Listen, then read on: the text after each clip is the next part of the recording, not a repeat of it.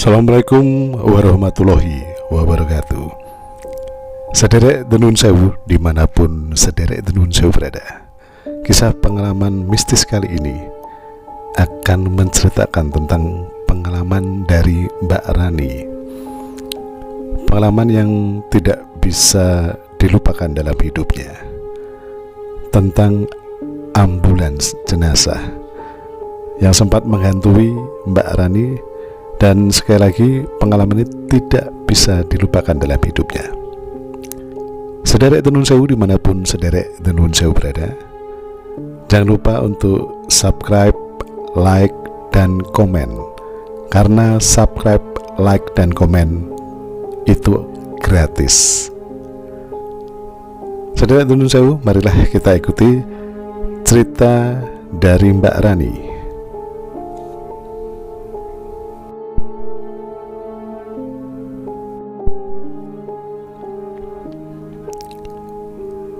Saya Rani. Usia saya 18 tahun. Dan saya tinggal bersama orang tua dan nenekku.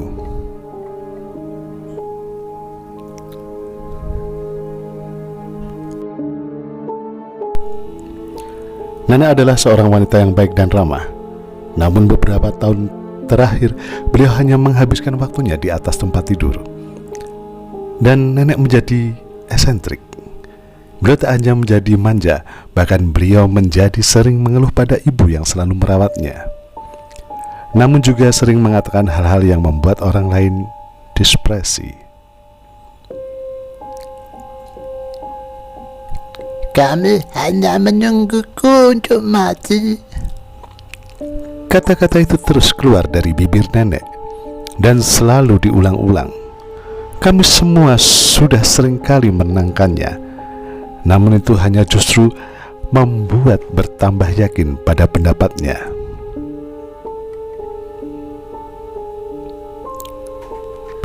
Akhirnya ibu menjadi muak dan mulai berhenti mengurus nenek.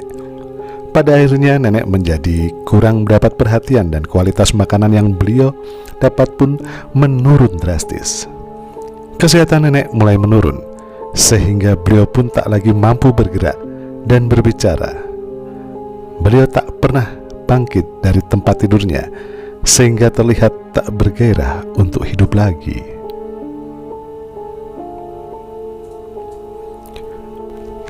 Kisah ini berawal dari pengalaman aneh yang saya alami pada suatu malam. Suatu malam saat saya sedang tertidur, saya terbangun karena terganggu dengan suara klakson mobil yang menggema di luar rumah saya. Saya mencoba untuk mengabaikannya dan kembali mencoba untuk tidur. Namun suara klakson tersebut semakin bertambah keras, diiringi tempo yang sangat cepat. Siapa sih malam-malam kayak gini mainan klakson, kayak kurang kerjaan aja. Gak punya otak kali gangguin orang tidur, gumamku dengan kesal. Akhirnya dengan malas saya bangun beranjak dari tempat tidur dan berjalan menuju jendela. Hanya ingin tahu mobil siapa yang malam-malam begini sangat berisik.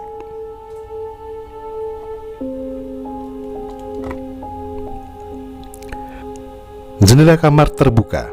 Kulungokan kepala keluar sembari mengarahkan mata ke kanan dan ke kiri mencari sumber suara. Rasa kesal yang ada di benakku tiba-tiba berhenti manakala terlihat di luar rumah ada sebuah mobil jenazah yang sedang membunyikan klaksonnya berulang kali. Karena kaca mobil yang gelap, aku tidak bisa memastikan apakah ada orang di dalam sana. Namun, tampaknya mesin mobil itu tidak menyala. Saat aku sedang seksama memperhatikan mobil tersebut, tiba-tiba mobil jenazah itu berhenti membunyikan klaksonnya. Seolah seorang yang berada di dalamnya mengetahui bila aku sedang memperhatikannya. Atau mungkin tujuan mobil itu terus menyalakan klakson agar aku menengok keluar.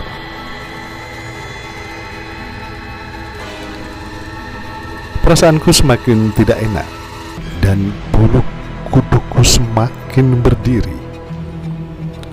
Aku bergegas berlari menuju tempat tidurku dan menutup semua tubuhku dengan menggunakan selimut dan menunggu pagi dengan kesunyian malam.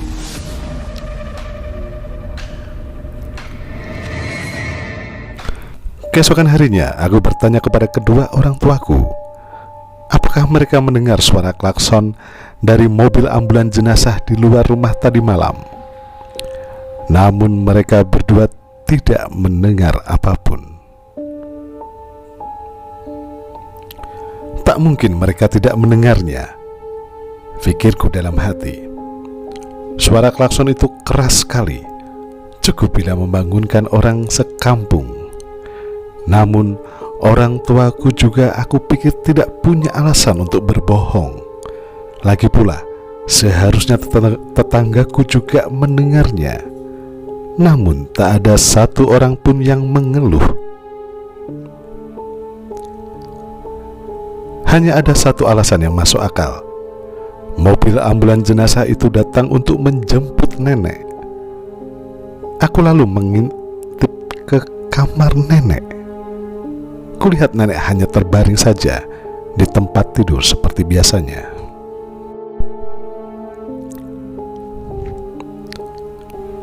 Namun mobil ambulans jenazah itu kembali di malam berikutnya dan malam-malam selanjutnya.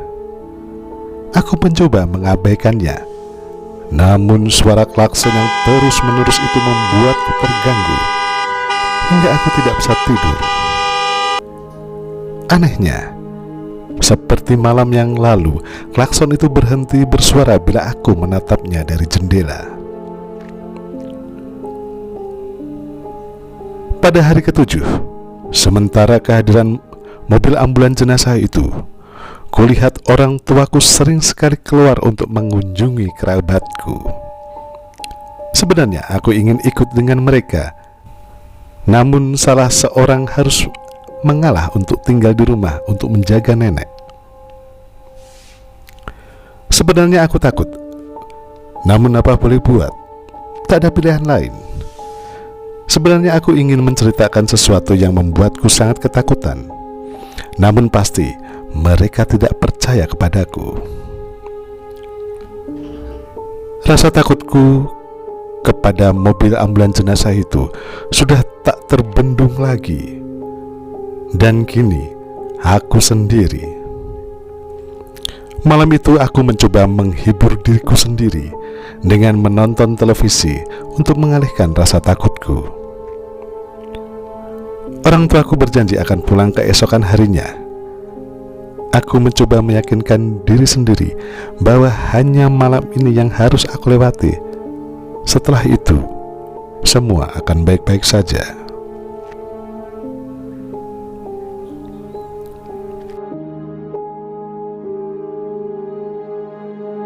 Jarum jam menunjukkan pukul 21.30 waktu Indonesia bagian Barat. Waktu kedatangan mobil ambulans jenazah itu semakin dekat. Aku menunggu telepon dari orang tuaku yang sudah berjanji akan menelponku malam ini untuk memastikan bahwa semua akan baik-baik saja. Namun, mereka tak kunjung menelpon hingga pada akhirnya aku pun tertidur.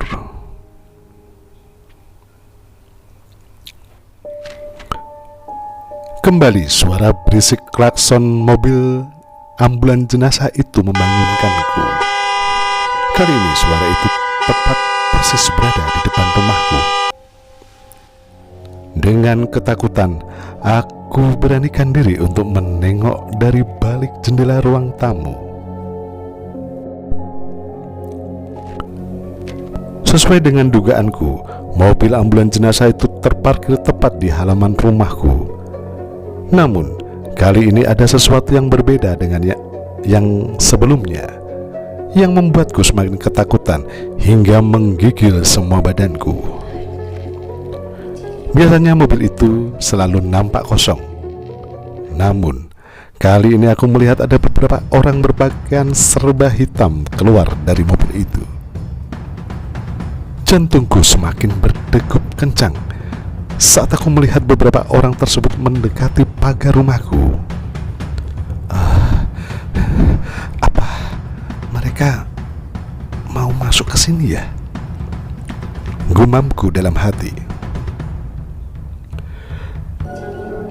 Bel pintu rumah berdering teramat keras, memecahkan kesunyian malam itu.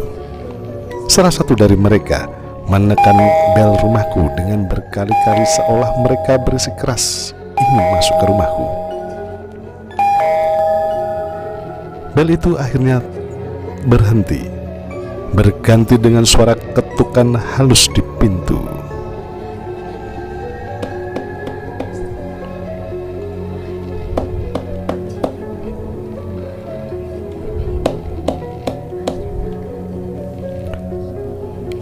Namun, ketukan halus itu tiba-tiba berubah menjadi suara ketukan yang keras seolah ingin mendobrak pintu tersebut.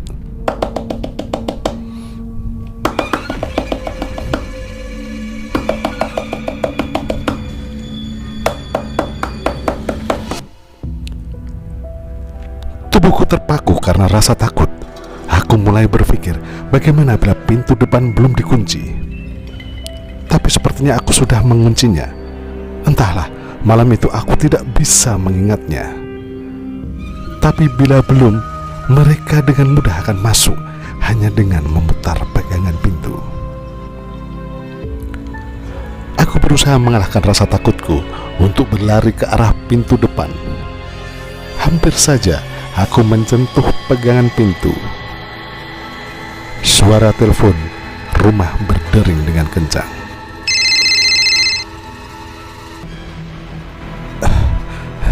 Mungkin saja itu ayah dan ibu yang menelpon, gumamku dalam hati. Halo? Halo? Dengan gugup aku mengangkat telepon dan berharap agar mereka segera pulang. Selamat malam. Apakah benar ini kediaman keluarga Miroto? Jawab seorang pria dari telepon yang bernada suaranya membuatku sangat takut. Saya dari kepolisian. Benarkah Anda putri dari keluarga Miroto? Mohon maaf. Halo? Ya, mohon maaf, Dek. Saya harus memberitahukan berita ini kepada Anda. Bila mana orang tua adik sore ini meninggal dunia karena kecelakaan lalu lintas sore tadi. Kami dari kepolisian turut berduka cita. Aku tak mampu mengatakan sepatah kata pun. Syok sekali malam itu. Tetapi anehnya, siapapun yang menggedor-gedor pintu dengan sudah tak terdengar lagi. Pikiranku mulai meracau-kacau. Mobil ambulan jenazah tersebut bukan untuk menjemput nenek, melainkan menjemput orang tuaku. Namun, mengapa mereka harus ada di sini? Sedangkan orang tuaku tidak meninggal di sini.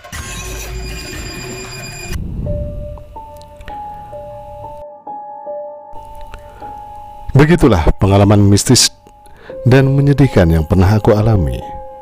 Semoga amal ibadah kedua orang tuaku diterima di sisi Tuhan Yang Maha Esa. Sederek Denun Sewu dimanapun sederek Denun Sewu berada. Itu dia tadi cerita dari Mbak Rani yang sudah dikirimkan ke kami. Dan jika Nun Sewu, jika saya boleh menanggapinya, dan ini karena Mbak Rani hanya mengirimkan cerita, jadi kita tidak bisa cross check secara langsung ya. Dan buat Mbak Rani yang sudah mengirimkan cerita dimanapun Mbak Rani berada. Jika saya boleh berkomentar, nun sewu.